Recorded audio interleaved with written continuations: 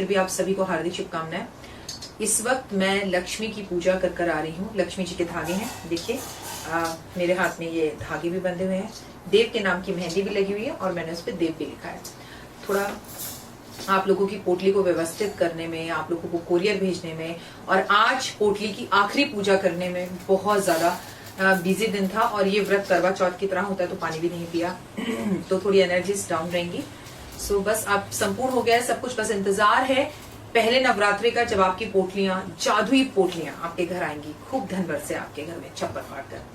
वो तो धन बरसेगा, लेकिन आज मैं आपका व्यापार चलाऊंगी सिर्फ 1 मिनट में। व्यापार चलेगा सिर्फ 1 मिनट में। आज मैं आपको कुछ ऐसी बातें बताऊंगी जो उपाय नवरात्रों से पहले अगर आप कर लें या नवरात्रों से पहले इन उपायों को करने का एक नियम बना ले, एक हैबिट बना ले, तो लाइफ चेंज हो सकती है। अब ये गोला लेकर क्यों बैठे हूँ ये सोच रहे हो ना। आप लोगों के बहुत सारे सवाल हैं, पहले उनका जवाब दे देती हूँ। राखी जी ये बता दीजिए कि अगर कुछ किताबें हमने पढ़ी, जैसे कि मैंने बताया कि धार्मिक पुस्तकें आप भी पढ़ सकते हैं, परंतु तो मैंने जो नियम उसमें बताया, आप कोई भी धार्मिक पुस्तक पढ़कर उसको मंदिर में पंडित को दे सकते हैं और नहीं देना चाहते तो अपने घर में रख सकते हैं, लेकिन एक व्यवस्थित रूप से तरीके के सलीके से रखिएगा उसको, तो वो बेहतर होगा। ये नहीं कि कहीं भी इधर उधर कर दिया और रख दिया, वो मत कीजिएगा, सलीके से रखिएगा।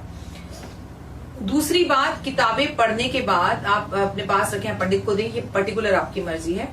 अगर आपने कोई रामायण या भागवत या कोई किताब बीच में शुरू करी और वो बीच में रुक गई और आपने नहीं पढ़ी, तो चलिए माफी मांगकर फिर उसे संपूर्ण कीजिए, बीच में नहीं छोड़ सकते। और किसी कारणवश से आपका मन उसे पढ़ने में नहीं लग रहा तो किसी ब्राह्मण को दक्षिणा देकर उसे पूरा करवाइए। ये आपने यूट्यूब पे कमेंट्स में डाला था, 2 सवालों के जवाब है। व्यापार चले, जिंदगी अच्छी हो, यही हमारी कामना है। अभी तो बहुत सारे हमारी वित्त मंत्री ने बहुत सारे ऐलान किए, लेकिन इसका असर आपके और मेरे जीवन पे उतना नहीं पड़ता जितना शायद शेयर मार्केट पे पड़ता है।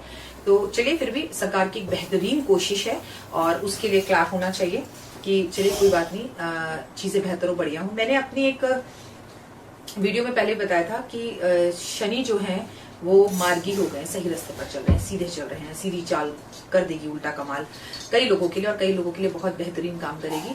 लेकिन क्योंकि धनु राशि में है तो देश के अंदर कहीं गड़ा हुआ खजाना मिल सकता है, एयरपोर्ट पर बहुत सारा सोना पकड़ा जा सकता है, ये मैंने आपको पहले भी बताया था। और हमारे ही देश में नहीं, पूरे विश्व में कहीं पर भी खजाने के बड़े बड़े पहाड़ मिल सकते हैं, दबा हुआ खजाना कहीं मिल सकता है, क्योंकि जो युक्ति बन रही है धनु राशि के अंदर शनि की और गुरु की, और उसकी वजह से सोने के दाम बहुत बढ़ सकते हैं और दिवाली पर भी सोना अप डाउन ऐसा ही रह सकता है। मिला जुला कर एक काम की बात है। आज मैं आपको बताऊंगी कि आपको एक पहले नवरात्रि पर ऐसा एक गोला लेना है। आपको पता है ये बाजार में आसानी से मिलता है, और ये लेने के बाद किसी भी नुकीली चीज से यहाँ पर एक लाइन खींच देनी है। अब लाइन खींचनी नहीं है, उसे काटना है, चाकू से भी काट सकते हैं। इसे यहाँ पर सिक्के से काट लें तो बहुत बेहतर होगा, एक जगह बना दीजिए, ठीक है। उसके बाद इस पर यहाँ पर स्वास्तिक बनाइए। स्वास्तिक बनाने के बाद इस पर तिलक कर दीजिए, ठीक है। तिलक करने के बाद इसे अपने मंदिर में रख दीजिए। अब आपको क्या करना है, रोज नवरात्रे या जब भी आपको टाइम मिले, ये उपाय केवल नवरात्रों में नहीं करना है, इसमें ना सिक्के डालने शुरू करने हैं। सिक्के डालते जाइए 1 रुपए का, 2 रुपए का, 5 रुपए का, 3 रुपए का, 6 रुपए का, और इसे कोने में मंदिर में रखा रहने दीजिए। पर इतने सिक्के डाल लीजिएगा कि ये भर जाए पूरा, धन धन धन, और जब हिलाएं तो खूब सारे पैसे हो इसमें, ठीक है। और इसे 1 वर्ष तक, अगले नवरात्रे आने तक दीपावली के, इसे वहीं पर रखा रहने दीजिएगा मंदिर में। और जितने सिक्के आ गए, जबरदस्ती मत कीजिएगा सिक्के आने की, आप कमाल देखेंगे। जैसे इसमें सिक्के भरने शुरू होंगे आपके घर में धन भरना शुरू हो जाएगा। आपने खुद धन भर पोटली बना ली। ये उन लोगों के लिए बताया मैंने जो अभी तक धन पोटली का ऑर्डर नहीं कर पाए या कम होने की वजह से उन्हें नहीं मिल पाई। अब तो धन पोटली अगले वर्ष बनेगी जब गणपति आएंगे, तो दोबारा तो मैं आपको अभी नहीं दे सकती। तो जिनकी किस्मत में थी उनको मिल गई, जिनको नहीं मिली वो ये उपाय कर सकते हैं। पर धन पोटली जब आपके पास मिल जाए तो हमें व्हाट्सअप कर दें, मैं एक चीज बताऊंगी जो आपको अपने घर से डालनी है, और धनतेरस वाले दिन उस धन पोटली को रखना है, धन बरसेगा। ये उपाय आपके व्यापार के लिए भी है। ऐसा अगर आपका व्यापार ऑफिस है तो घर में करेंगे वो अलग, व्यापार में करेंगे वो अलग। तो 2 ऐसे सूखे बड़े बड़े गोले ले लीजिएगा, यहाँ काटा चक्कू से, उसमें सिक्के डालने शुरू कर दिए, ठीक है। और खूब सिक्के डालिए। जैसे जैसे इसमें सिक्के भरेंगे, स्वास्तिक बनाएंगे, टीके लगाएंगे, वैसे वैसे आप देखेंगे कमाल का घर में धन आना शुरू हो जाएगा। आप मुझे थैंक यू बोलेंगे, गारंटेड है। दूसरी बात, बरगद के पेड़ के आसपास आप जाइए, उसे प्रणाम कीजिए और उस पर एक लाल रंग का धागा नवरात्रों में कसकर बांधकर आ जाइए। आपकी जो मन्नत हो वो बोलकर आइएगा। चाहे तो आप एक चुन्नी भी बांधकर आ सकते हैं, 5 रुपए वाली छोटी। और जब वो मन्नत पूरी हो जाए तो बरगद पर जाकर उस गांठ को, उस चुन्नी को खोलाइएगा। हर शुक्रवार व्यापार नहीं चल रहा और व्यापार को गजब चलाना है, और ऐसा नहीं कि चल नहीं रहा तो ये करना है। अगर 1 लाख रुपए कमा रहे हो और 1 करोड़ कमाना है तो भी ये उपाय कर सकते हो।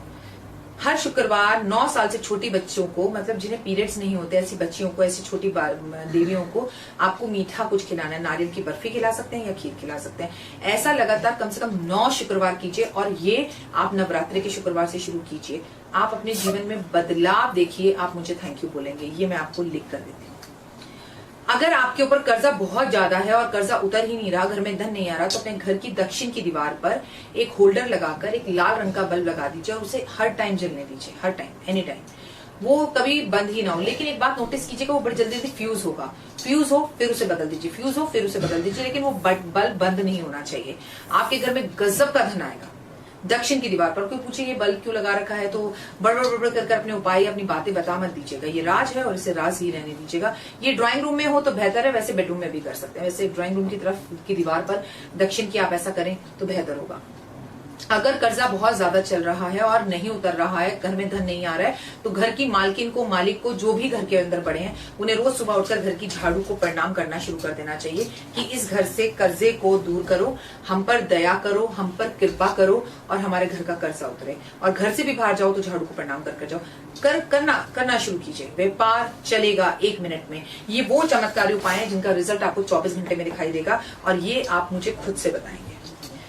व्यापार नहीं चल रहा आपका, आप बिजनेस बड़ा अच्छा चल रहा था और अचानक से चलना बंद हो गया, चल ही नहीं रहा, बहुत धोखे खा चुके हैं, बहुत परेशान हैं और सपने डूबते से जा रहे हैं, तो आप अपने घर की रसोई में बैठ के खाना खाना जमीन पे बैठ के शुरू कर दीजिए। और यही कार्य अगर आप पटरे पर करें जैसे पुराने जमाने में होता था, तो आप देखिएगा कि आपके जीवन में कितना जबरदस्त बदलाव आएगा। तो ये उपाय भी आप जरूर कर लें और आपको महसूस होगा कि जिंदगी बदल गई। वैसे तो मैं दीपावली पर बहुत सारी वीडियोस बनाऊंगी, लेकिन इन एडवांस आपको बता रही हूँ कि धनतेरस वाले दिन आपको अपने घर की झाड़ू तो जरूर बदलनी है। अगर आप सोना चांदी हीरे मोती खरीदें ना खरीदें, पर कम से कम एक बात का ध्यान जरूर रखें कि आपको अपने घर की झाड़ू जरूर धनतेरस वाले दिन बदलनी है और नहीं लेके आनी है। कभी भी जिंदगी में मायूस ना हो, क्योंकि वक्त बदलते 1 मिनट लगता है। आपको पता है ना, आपने देखा कि किस तरह से रेलवे स्टेशन पर गाना गाने के लिए सालों से गाना गा रही थी, और कहा आज कितनी सुपरस्टार बन गई। सलमान खान ने 50 लाख का घर दे दिया, सोनू मंडल के बारे में आप सभी जानते होंगे। तो जिंदगी से कभी निराश मत होना, जिंदगी कभी भी कोई भी वक्त बदल सकती है। भगवान के चरणों में पड़े हुए एक फूल ने बड़े उदास होकर गले में भगवान की जो माला थी उस फूल से कहा, मैं तो चरणों में पड़ा हूं, तो भगवान के गले में कैसे पहुंच गया? तो जो माला में फूल था उसने मुस्कुराकर कहा, मत पूछ, पहुंचा तो पहुंचा यहाँ तक, कैसे पहुंचा ये मत पूछ। अपने सीने पर सुई निकाली है मैंने, धागा निकाला है मैंने, चीरा है अपने सीने को भगवान की राह तक पहुंचने के लिए, फिर भी पहुंच तो गया। तो जिंदगी में दुख बहुत आएंगे, और जो दुखों को सह जाएगा ना, वही अपनी जिंदगी में कामयाब होगा, भगवान को पाएगा, धन को पाएगा, दौलत को पाएगा। अब आप कहें राखी जी हम धन पोटली भी ना मंगाएं, राखी जी हम पीपल पे जल भी ना चढ़ाएं, राखी जी हमसे जो है ना महामृत्युंजय का जाप भी ना, और हम सही हो जाएं। ऐसा नहीं होता दोस्त। जीवन में प्रयास करने पड़ते हैं, प्रयत्न करने पड़ते हैं। सक्सेस आपके कदम जरूर चूमते हैं, लेकिन आसान नहीं होता। तो कोशिश करने वालों की कभी हार नहीं होती। चींटी 1000 बार खाना गिराती है, 1000 बार उठाती है और फिर दीवार पर चढ़ जाती है। एक छोटी सी चींटी ये कर सकती है। आप और मैं तो इंसान है, स्वतंत्र हाथ पैर हैं, बोलने के लिए भाषा है, सोचने के लिए दिमाग है और परिवार है।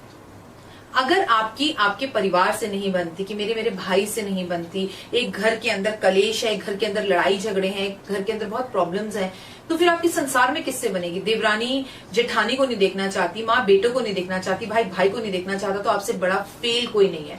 अरे समाज में किसी से क्या मदद लेने जाओगे, क्या व्यापार चलाने जाओगे जब खून के रिश्तों को नहीं निभा पा रहे? प्लीज समझिए, उसी इंसान का व्यापार अच्छा होता है जिसका घर अच्छा होता है, जिसके घर में लड़ाई झगड़े हो, भाई को भाई से नफरत हो, वहां राजनीतियां चल रही हो, वहां एक दूसरे से कॉम्पिटिशंस हो रहे हो, एक दूसरे की पीठ के पीछे से बुराई हो रही हो।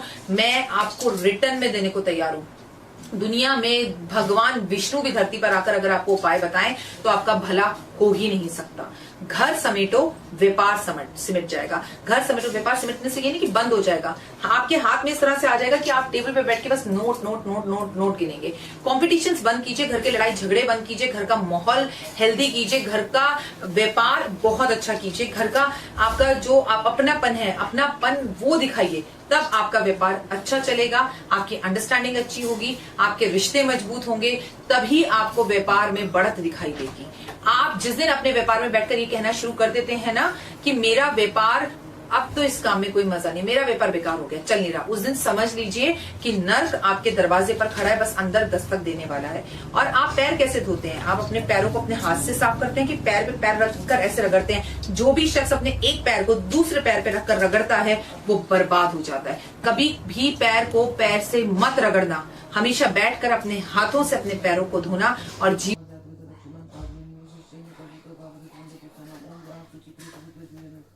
भी जाते हैं हम सूट करके जैसे जैसे काम करते हैं